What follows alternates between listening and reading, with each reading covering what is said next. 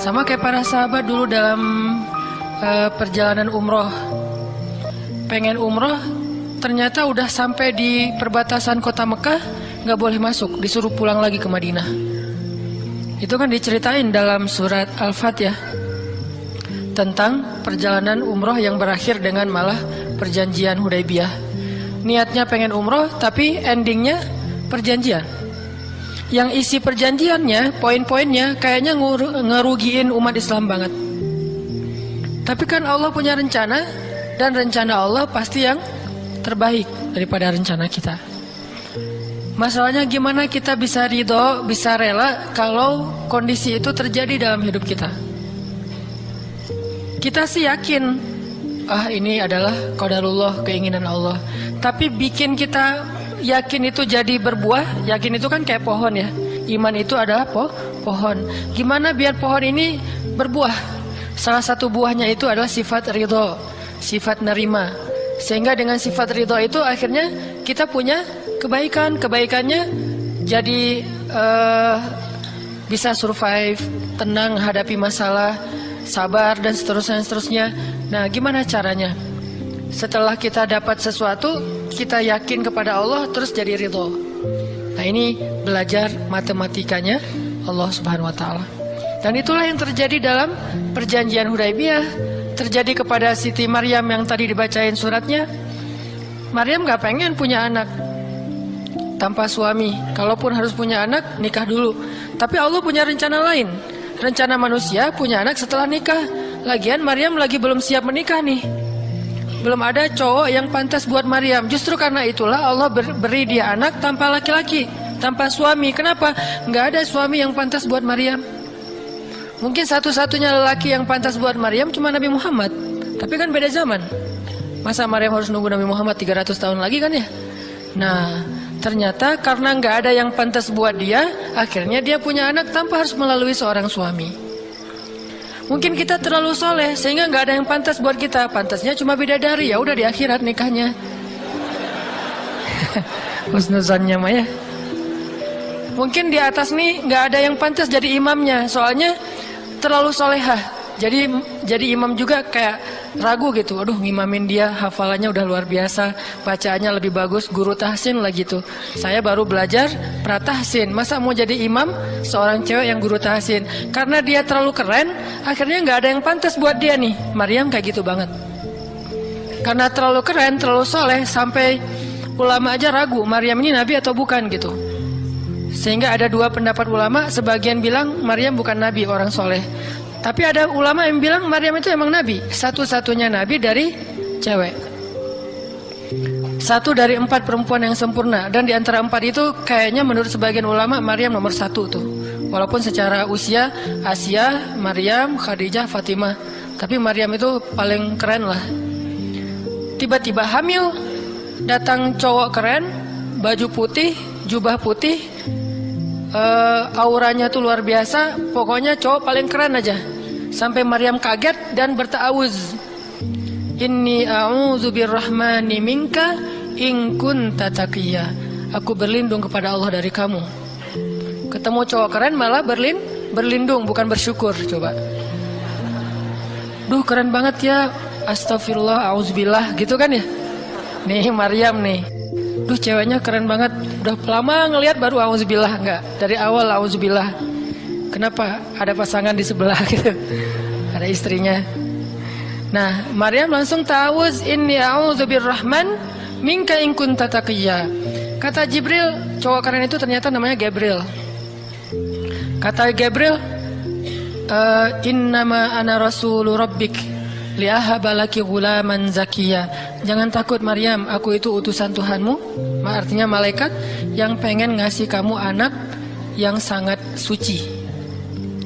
Kata Maryam, anna yakunu li ghulam, gimana saya akan punya anak? Walam yamsasni basyarun, gak ada seorang laki-laki pun yang pernah nyentuh saya, nyentuh aja gak pernah. Walam aku baghiyya, dan saya juga tidak pernah merendahkan diri depan laki-laki, artinya berbuat dosa. Anna yakunu li ghulam, gimana caranya saya punya anak? Kata Jibril, kadzaliki qala rabbuki huwa alayya hayyin. Itu udah kehendak Allah, kehendak Allah. Dan itu hayyin, mudah banget buat Allah SWT, sepele banget lah buat Allah. Fahamalat, tiba-tiba Maryam hamil.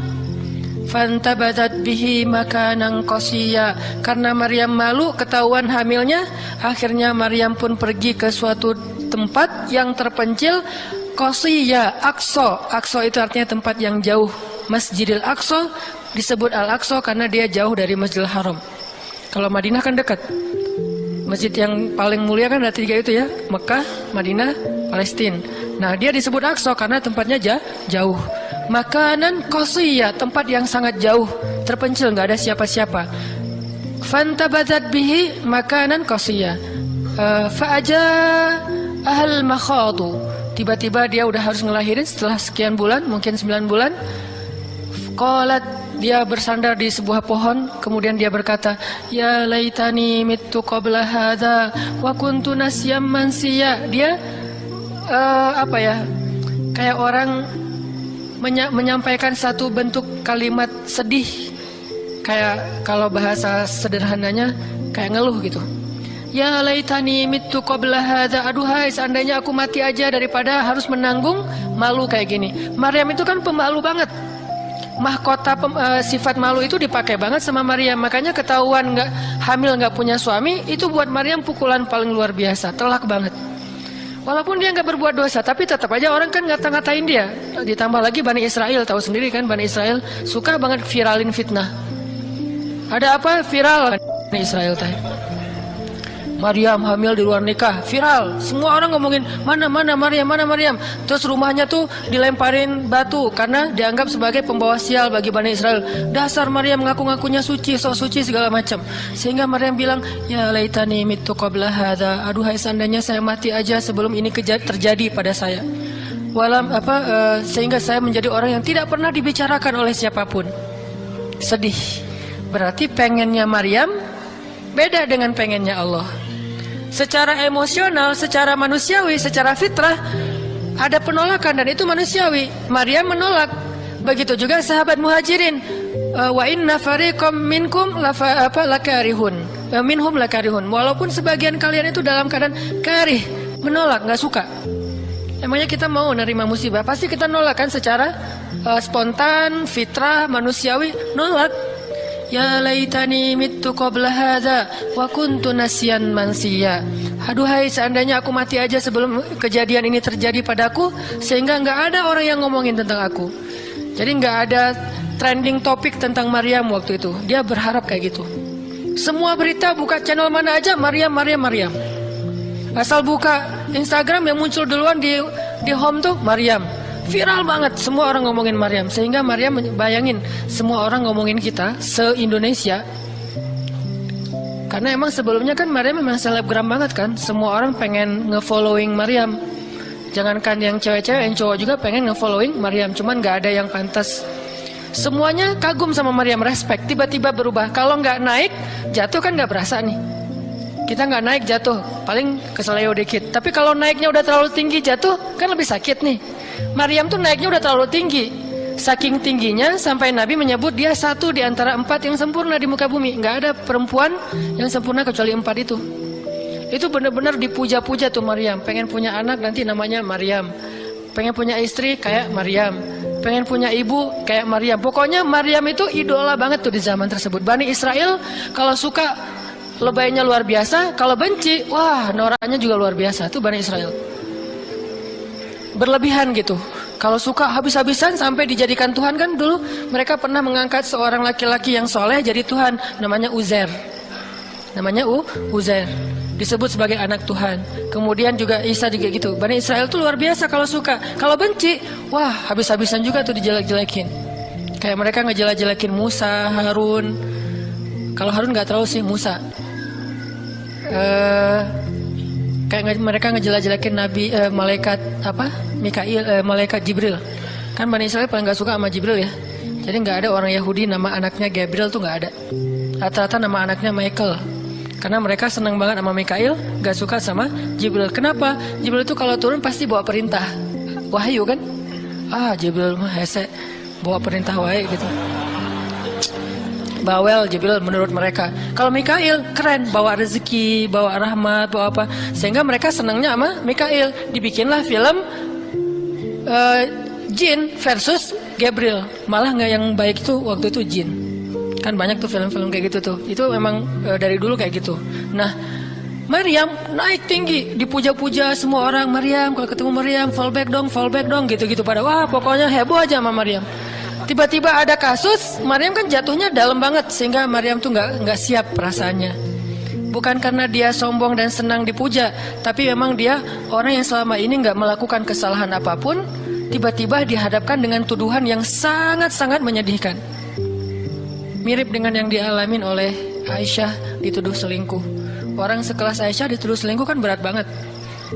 Kita aja dituduh macam-macam udah wah sedih kan, apalagi Aisyah, sekelas Aisyah yang terjaga dituduh selingkuh. Maryam terjaga dituduh selingkuh. Ternyata diam-diam Maryam, banyak banget ada versi gosip dia melakukannya dengan rahib. Ada gosip melakukannya sesama murid di Al-Aqsa, ada gosip melakukan dengan Zakaria, banyak gosip. Berat banget buat Maryam, sehingga Maryam mengatakan, ya laitani mittu qabla hadza wa kuntu nasiyan mansiya. Aduhai seandainya aku mati aja. Aduhai seandainya dulu aku nggak bikin akun Instagram, pasti nggak akan jadi apa-apa gitu.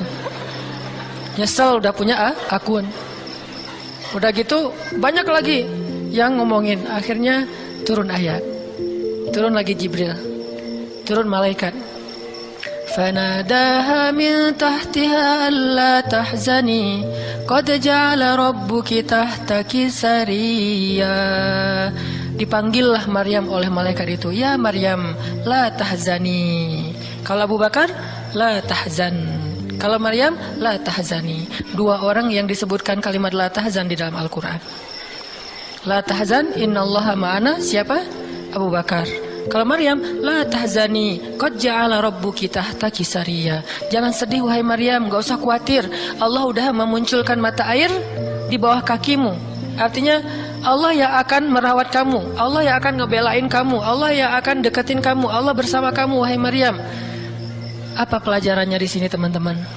Ketika Allah menggunakan logikanya yang kita tidak bayangkan, yang awalnya kita tolak, itu artinya Allah sedang memberikan kita kesempatan, hanya akan ditolong oleh Allah saja, tidak oleh makhluk.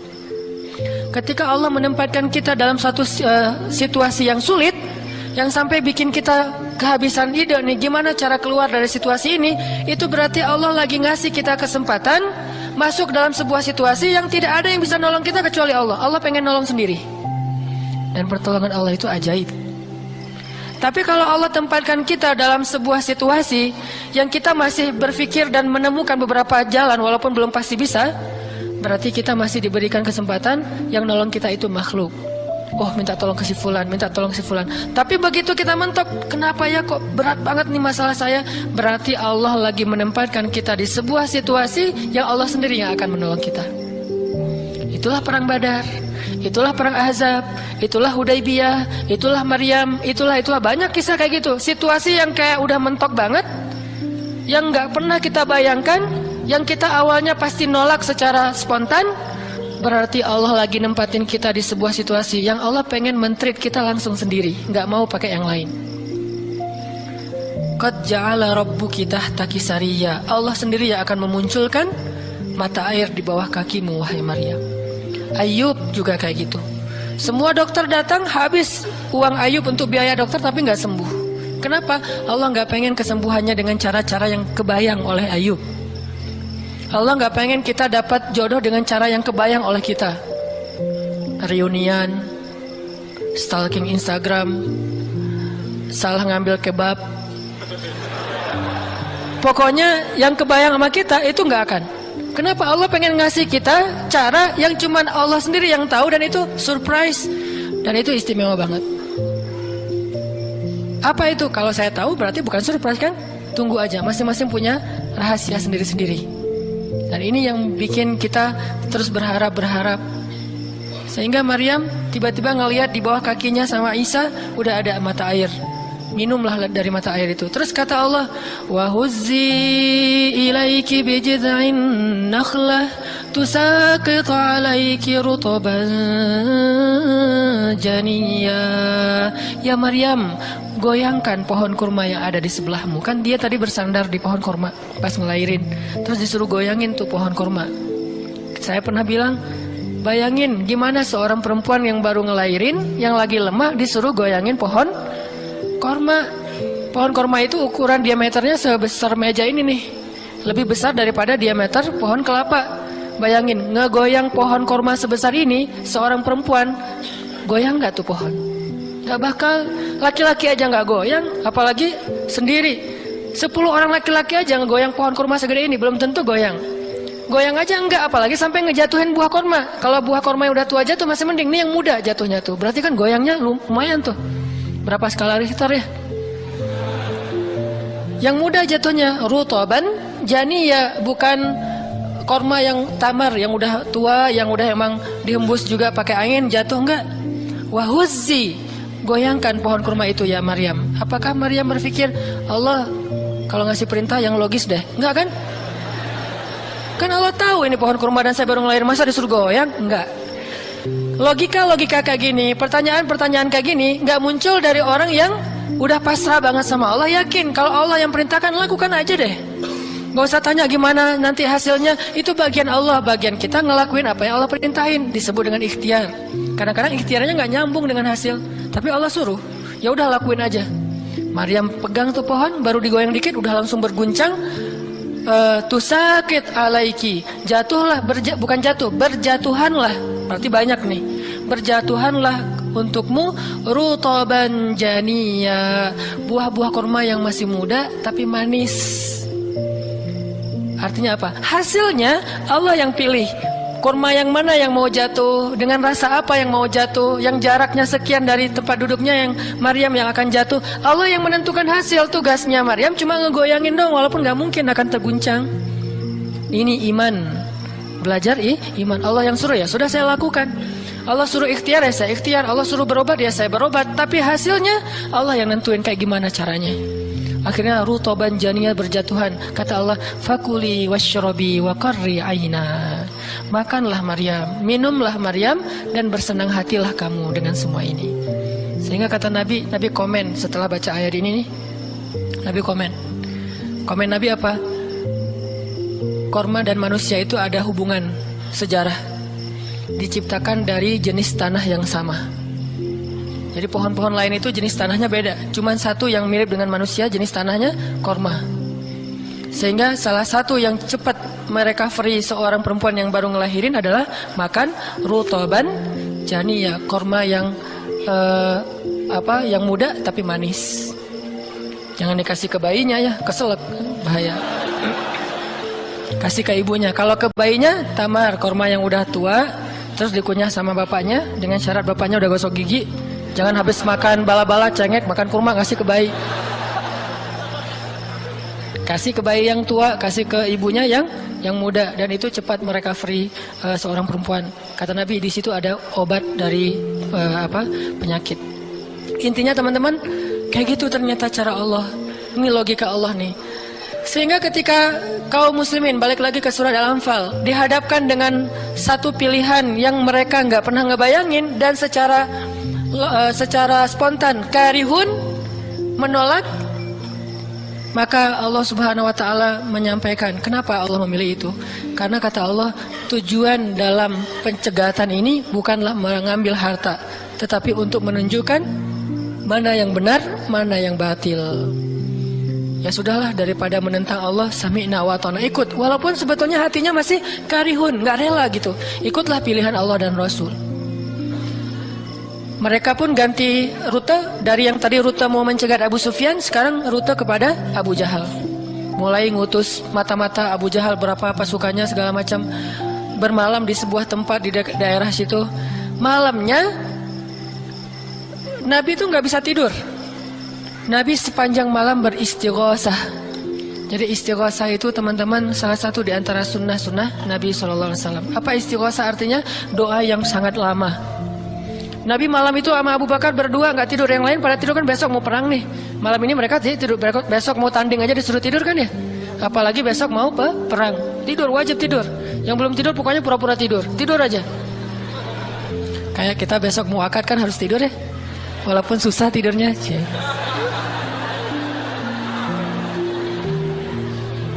Pokoknya kalau mau akad nggak bisa tidur teman-teman. Ngapain? Ngafal aja. Saya terima kok. Nanti takut salah saya tolak kan bahaya. Udah diizinin sama calon mertua masih ditolak. Nah, malamnya pada tidur kecuali 2 orang, Rasul sama Abu Bakar. Selalu berdua orang ini nih, pokoknya soulmate banget. Direkam soulmate-nya di Al-Quran. Rasul beristighosah, doa yang sangat khusyuk. Berharap banget, panjang lagi doanya sepanjang malam, sampai Nabi mengangkat kedua tangannya itu nggak gini, tapi gini. Pernah nggak doa gini? Nah, makanya masih sendiri ya. Coba istighosah, ya Allah. Langsung tuh. Jadi kalau doa jangan gini doang, apalagi gini santai. Sesekali doa, Allah. Ternyata belum naik lagi sampai mungkin. Dan itu ada sunnahnya, Nabi berdoa dengan, kan Nabi berdoa kadang mengangkat tangan, kadang tidak mengangkat tangan, kayak doa sehari-hari masalah angkat tangan kan ya. Kayak mau makan misalnya, Bismillahirrahmanirrahim amutu wa ahya, Allahumma barik lana gitu ya, kan nggak harus ngangkat tangan. Sariwai ini. Nah, udah kadang Nabi doanya gini, nelunjuk, bukan merintah Allah, ya Allah kasih lo ya, enggak. Nelunjuk dengan filosofi Arab sama filosofi Indonesia beda. Makanya jangan menerjemahkan teks Arab dengan konteks kita, dengan persepsi kita. Terjemahkan dengan persepsi bahasa sendiri. Apa sih maksudnya? Gitulah. Jadi di Arab tuh kalau gini bukan merintah. Gini tuh artinya cuma engkau yang saya harapin ya Allah gitu maksudnya. Jadi kalau ya Allah itu maksudnya engkau doang yang saya harapin, iya karena berdua, iya karena selain gitu. Bukan ya Allah pokoknya harus ya, bukan. Kalau kita pakai dengan logika kita kan, kok doa sih nggak sopan sama Allah kayak gitu-gitu amat. Kalau ke manusia mungkin gitu agak kurang sopan. Kalau ke Allah sopan. Bisa gini, bisa biasa aja, bisa gini. Gini juga ada beberapa level. Ada yang gini sampai ke paling atas. Biasanya yang paling atas tuh bab jodoh sih. Kalau bab kuliah masih gini, kerja, giliran jodoh paling tinggi. Apalagi kalau udah jodohnya balikan sama mantan, tuh kayaknya naik kursi. Lebih tinggi lagi. Jadi malam itu Nabi beristighosah sampai syal beliau jatuh, nangis, janggut beliau basah dengan air mata, nangis panjang malam, ya Allah jika besok kami kalah perang, terbunuh semua, mungkin di muka bumi ini nggak akan ada lagi orang yang menyebut la ilaha illallah. Abu Bakar ngambil rida syalnya Rasul, ditaruh lagi, cukup bagimu ya Rasulullah, cukup ya Rasulullah. Allah udah mendengar. Abu Bakar menenangkan Rasul, tapi Rasulullah terus saja gitu. Kayak kita lagi doa, kata teman, udah Allah udah dengar, taruh dulu. Kalau kita mah gitu ya. Nah, tapi jangan dibayangin gitu. Rasulullah pasti khusyuk banget, nggak kayak kita. Udah selesai berdoa, pagi-pagi sahabat riuh. Innalillah gitu. Kalau kita kan innalillah pasti ada yang meninggal ya. Siapa yang meninggal? Enggak, innalillah itu musibah, enggak harus selalu orang meninggal. Ya Rasulullah maafkan kami. Kenapa? Ternyata sebagian para sahabat malam itu digoda oleh syaitan sehingga semua pada mimpi basah. Maaf. Tapi kayak gitu emang sejarahnya. Bukan semua. Sebagian besarnya mimpi basah. Sehingga pas bangun mereka dalam keadaan junub, kotor, tidak suci, tapi nggak ada air. Untuk wudhu aja kurang, apalagi untuk mandi. Dan mandi junub kan harus semuanya. Sedangkan besok mereka mau berperang melawan musuh dalam keadaan tidak suci. Ini kayak pertanda buruk gitu. Dan mereka merasa mentalnya makin drop. Tiba-tiba Allah beri ketenangan buat mereka. Turun air hujan. Malam itu hujan turun. Hujannya hujan lokal lagi. Camp kaum muslimin hujan. Camp orang kafir enggak? Hujan. Nyebrang-nyebrang. Hujan enggak. Yang namanya di Indonesia gitu. Di camp kaum muslimin hujan, di campnya orang kafir nggak hujan. Akhirnya pada mandi, alhamdulillah, Allah Akbar. Itu nanti ada ayatnya setelah itu. Coba nanti baca lagi halaman kedua. Ketika ada adegan hujan segala macam, itu ceritanya kayak gitu. Akhirnya makin mantap. Alhamdulillah bisa mandi, wudhu, minum. baru mereka yakin bahwa ini adalah benar-benar perintah Allah. Nah, hidup kita tuh kalau kita ngejalanin hal-hal kayak gini, kita bakalan kayak lagi jalan bareng Allah. Sehingga nanti kita akan banyak ngelihat keajaiban-keajaiban Allah. Kalau kita nggak pernah masuk dalam situasi ini, kita tuh kenal Allah cuma dari kata orang, nggak pernah jalan bareng. Kita kayak kenal seseorang, tapi kata teman kita, cuma lihat postingannya doang, tapi nggak pernah jalan bareng, jadi nggak kenal dekat gitu, dan nggak akan dapat feel. Begitu juga kita kenal Allah. Kalau kita kenal Allah hanya dalam situasi normal, wajar, nyaman, berarti kita kenal Allahnya cuma dari katanya, cenah. Nggak pernah ngalamin sendiri. Begitu kita dihadapkan dengan situasi kayak gini, berarti kita lagi diajak Allah jalan bareng. Yuk jalan bareng saya. Siap ya Allah. Hah? Banyak kejutan-kejutan, banyak yang bikin kita kaget. Kenapa? Karena kita jalannya dengan zat yang maha kuasa. Dia akan tunjukin kekuasaan-kekuasaannya. Dan kekuasaan Allah yang paling luar biasa ditunjukin justru dalam kesulitan. Kalau dalam normal nggak luar biasa namanya. Kayak kita sama teman kita, dia ngasih kita hadiah atau pinjam duit 100.000 pas kita lagi awal bulan, kan biasa aja ya. Coba kalau dia pinjemin duit 50.000 pas akhir bulan, kan luar biasa kan. Jadi makin kita sulit, Allah tunjukin kekuasaannya, di situ kita makin lihat gimana kita tuh bergantung banget sama Allah. Emang Allah bikin skenario-nya kayak gitu. Sehingga kalau kita teman-teman dihadapkan atau dikondisikan sama Allah dalam suatu keadaan yang kita nggak siap, yang kita nolak, yang kita berontak, tapi di sisi yang lain kita yakin ini ketentuan Allah, belajar meyakini, oh Allah lagi ngajak saya jalan nih, Allah lagi ngajak saya jalan, biar lebih kenal sama Allah, biar Allah nunjukin langsung. Satu, kedua, niatin juga, oh Allah pengen memperlakukan saya khusus, nggak mau pakai yang lain, berdua aja biar Allah yang menolong saya, karena udah nggak bisa ngarap siapa-siapa. Akhirnya kaum muslimin pun melakukan peperangan Badar, duel dulu nih. Jadi ada kayak tarung dulu, 3 orang dari kaum muslimin, 3 orang dari orang kafir. Tarung, salah satunya jagoannya Nabi, kesayangan dan kebanggaan Nabi banget, anak muda yang bernama Ali bin Abi Thalib. Ali maju, kalah musuh, terkapar, 3-tiganya mati. Kaum muslimin bertakbir, ahadun ahad. Yel-yel yang dipakai oleh Bilal dulu di Mekah dipakai oleh kaum muslimin. Menanglah perang Badar. Dan dalam peperangan itu Allah tunjukkan yang luar biasa, kaum muslimin ditolong oleh makhluk yang turun dari langit berbondong-bondong, terbang menyambar dengan pakai ikat kepala berwarna hijau. Malaikat. Jadi ada khusus malaikat yang tugasnya sebagai malaikat militer. Ini malaikat angkatan udara nih. Malaikat militer. Kalau yang tadi kan di Maryam angkatan darat. Jadi ngasih korma segala macam. Ini angkatan udara.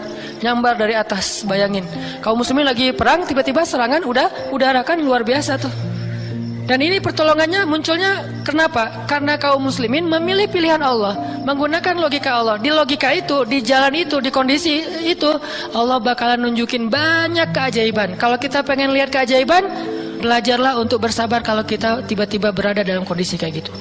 Kalau enggak, kita enggak akan pernah ngelihat keajaiban dan kebesaran Allah. Tiba-tiba datang malaikat nyamber, terus pergi lagi, nyamber lagi. Itu berbondong-bondong tuh, ribuan malaikat. Ngapain sih kok banyak banget ribuan malaikat? Sebetulnya satu malaikat juga ngehembus kan habis tuh orang kafir ya. Ya apaan sih orang-orang, habis kan ya? Gampang kan buat malaikat, kenapa sampai ribuan? Kata Allah, alasannya bukan untuk ngancurin orang kafir, alasannya untuk meneguhkan orang beriman. Jadi Allah kirim banyak, tujuannya untuk meneguhkan orang beriman, sehingga bertambahlah keyakinan mereka kepada Allah Subhanahu wa Ta'ala. Kita aja yang memang tidak diberikan kesempatan bisa ngelihat malaikat, tapi malaikat itu nolongin kita, terutama nolongin teman-teman yang masih fisabilillah. Itu Allah, malaikat dekat banget sama mereka. Saya udah nggak tega nyebutnya. Udah lama kan saya nggak menggunakan kata itu ya. Nggak tega juga lama-lama. Teman-teman yang masih sendiri, yang masih dalam penantian, malaikat itu kalian nggak sendiri. Ada malaikat di sebelah. Malaikat juga kasihan sama kita. Kita aja yang nggak ngelihat. Ada malaikat. Kenapa di sini? Saya khusus ditugaskan nemenin orang-orang kayak kamu dan teman-teman kamu. Oh ya, malaikat yang khusus nemenin yang berstatus J tadi. Ada hadisnya Ustadz? Nggak ada sih.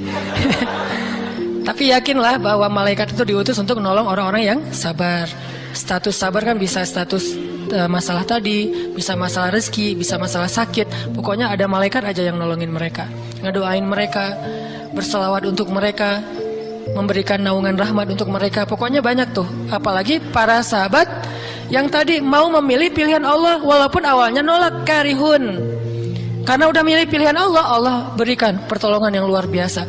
Mungkin kalau tadi mereka maksain pilihan sendiri, bisa jadi dua-duanya nggak dapat. Abu Jahal nggak dapat, Abu Sufyan nggak dapat apa-apa. Untungnya mereka bersabar memilih pilihan Allah. Itulah hidup. Makanya teman-teman, kalau pas kita dapat satu musibah atau satu masalah, satu ujian, kehilangan sesuatu, itu berarti kita dikasih kesempatan untuk ngedapetin sesuatu yang lebih baik. Gimana caranya? Berhusnuzon kepada Allah. Karena kata Allah, Ana indah dhanni abdi bi, aku tergantung prasangka hambaku kepadaku. Berarti kalau kita misalnya lagi dapat masalah, terus kita berhusnuzon, oh Allah pengen ngasih yang lebih baik, itu Allah berarti kayak gitu. Kan kesempatan kan? Kenapa kita malah gunain kesempatan itu untuk bersuuzon? Kenalah kita dengan apa yang kita persangkakan. Aku tergantung prasangka hambaku kepadaku. Pas ada musibah, kehilangan sesuatu, oh mungkin memang Allah pengen ngasih saya yang lebih baik dari ini. Ini kan udah lama saya pakai, ini udah 2 tahun, 3 tahun, pengen diganti sama Allah. Itu gitu banget Allah tuh sama kita. Terus kenapa kita gak mau berprasangka baik kalau kayak gitu? Masalah yakin. Kalau kita malah pas dikasih musibah, kehilangan sesuatu, bilang apa lagi maunya Allah, kayaknya Allah gak senang dengan saya taubat nih, maka Allah juga akan memperlakukan kita kayak kita prasangkain. Makanya kalau kita dapat musibah, ujian, itu berarti kita dikasih kesempatan untuk memikirkan sesuatu yang baik yang akan Allah kabulkan. Kalau nggak dikasih itu, berarti kita nggak dikasih kesempatan memikirkan yang lebih baik. Begitu dikasih, oh saya harus mikirin yang lebih baik nih, kayak gitu aja terus. Apapun musibahnya. Termasuk yang tadi gagal dalam hubungan, diputusin atau ditolak, kita mikirin, oh berarti Allah mau ngasih yang lebih baik dari dia. Ternyata tetap ujung-ujungnya dia juga. Kok bisa? Oh berarti dia diperbaiki sama Allah, dibuat lebih baik, dibuat lebih soleh, lebih pantas, baru bareng dengan kita. Coba kalau nggak dibuat lebih soleh, udah langsung jadian, kan bisa bahaya juga buat kita. Stres juga kan mikirnya ya. Makanya Nabi mengatakan, sebaik-baik perhiasan adalah istri yang solehah. Itu benar-benar menyenangkan hati. Kebahagiaan bagi laki-laki itu adalah memiliki seorang istri yang solehah. Istri yang solehah itu bukan cuman istri yang hafal Qurannya banyak, yang hafal hadisnya, bukan wawasan. Istri yang solehah itu istri yang akhlaknya baik, yang kalau kita ngelihat dia langsung bahagia. Jadi pulang ke rumah itu nggak pernah nyetel TV. Kenapa papa nggak pernah lihat TV? Kan lihat mama.